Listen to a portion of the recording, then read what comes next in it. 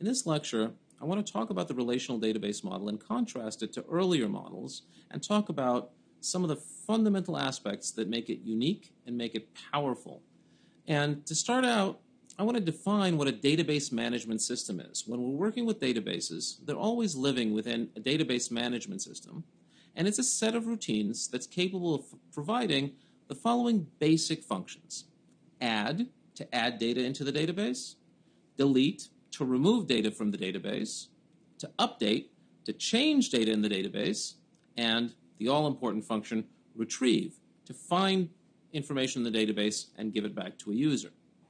Now, there are many, many different ways of implementing these kinds of procedures with different properties. Historically, before relational databases were developed by Dr. Codd in the early 1970s, there were a variety of different database models. There were network models, which are kind of navigational system, which represents information on nodes within a directed graph. And to find information, you traverse the arcs in this directed graph until you find the information that you're looking for. Hierarchical systems were also a navigational type system where the links represent a hierarchy of information. We'll see some examples of that in a few moments. These were very big in the 1960s.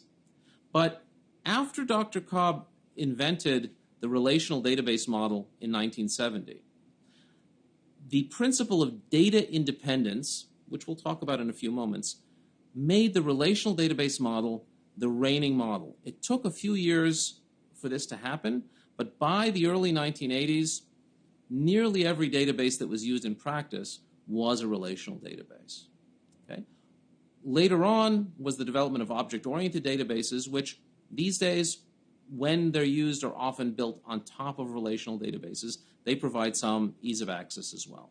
To illustrate the different database models, let's talk about a very simple sample database, talking about some fellow Hank, who graduated from the University of Michigan, from Illinois Tech, and from MIT with different degrees. And let's suppose he worked for various different companies, for IBM, for Intel, for Google, and for Twitter. Now, in a network model, we would represent this information in a network something like this. So in the center, we have a node that represents the individual Hank, and we have links to the various kinds of relations that he has with different other entities. So we have a link to graduated, which then will link to a list of the entities from which he graduated: University of Michigan, Illinois Tech, and MIT. On the other hand, we also have another node representing the relationship of where he's worked, which then links to entities representing these companies: IBM, Intel, Google, and Twitter. In order to find information about Hank, if you'd like to know where he worked, first you look along the list of people until you find Hank. You find Hank and you say, well, look along all of the arcs coming out of Hank to find the worked relation. Once I found the worked relation, I then have a linked list of all of the places that he's worked. That's the navigational model. If I want to find information, I need to know how to navigate this graph to find the data that I'm looking for. In the next model, the hierarchical model, which is also a type of navigational model, where you find data by searching along links, the hierarchical model, by contrast, represents a primary entity, in this case, Hank the individual, and there are trees underneath Hank that indicate the tree showing where Hank graduated from, another tree indicating where Hank worked from. So to find information about Hank, first you find him, and then look among the children for the relation that you're looking for, graduated versus worked, and then under graduated you find the children which give you all of the entities that Hank graduated from. Under worked you find all of the companies that Hank has worked for. Again, this is a different type of navigational model where you have to search for information along the links. In the one case, in a complicated graph with linked lists, in this case, in a hierarchical tree structure.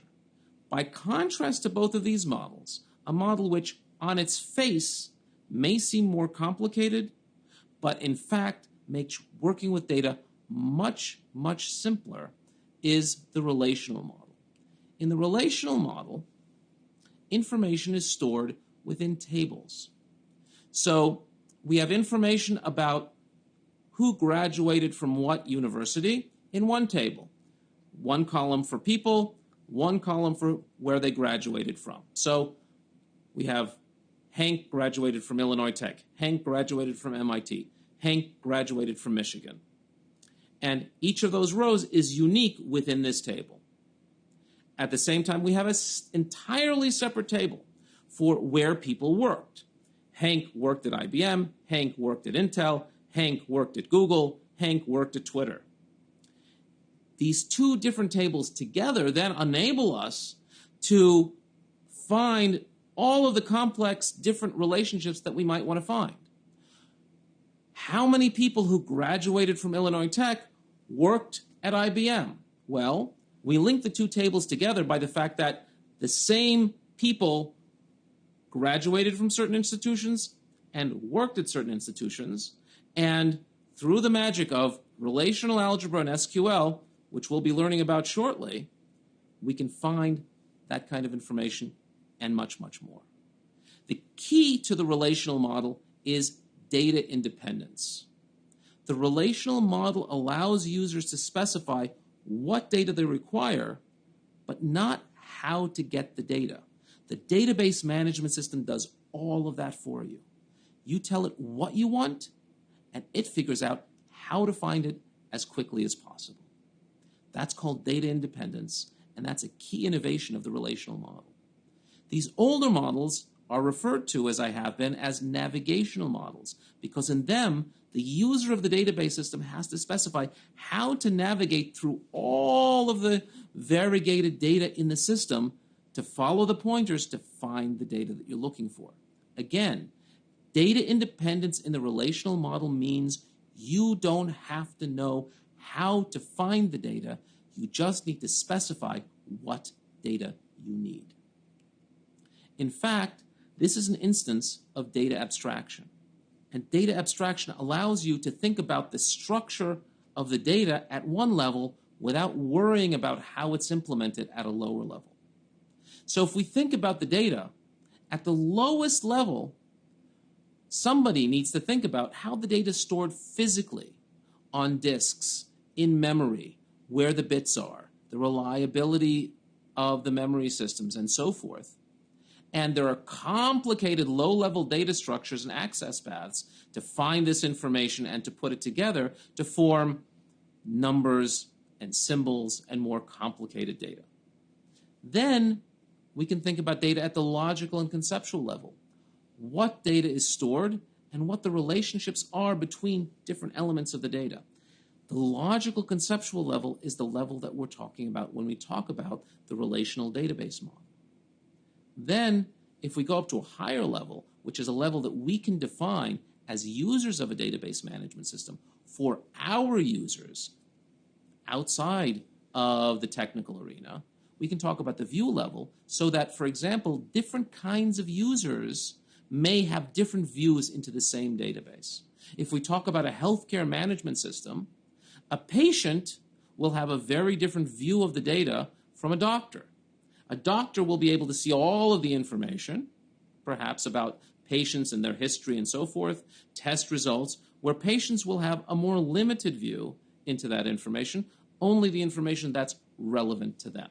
So again, this principle of data independence is fundamental, and we will return to it again and again in this course. We want to have physical data independence so that changes to the physical structure, if we change one server for another server, if we take our database that's implemented on on your laptop, and then you take it and you put it in the cloud, all of the other software that uses the database should not have to change. You're specifying what the data are, how they relate to one another, but not how it's physically implemented. Then when you get to logical data independence, changes to the database schemas shouldn't change the outside application. We might implement the database in different ways. We might change the tables underlying things, but the views into it from the outside applications, whether it's a patient-facing application, whether it's a doctor-facing application in our healthcare example, shouldn't have to change either. So thinking about how do we build levels of abstraction so that users can think about data at their level, for their purposes, is a fundamental principle that we want to keep in mind while we're learning about databases.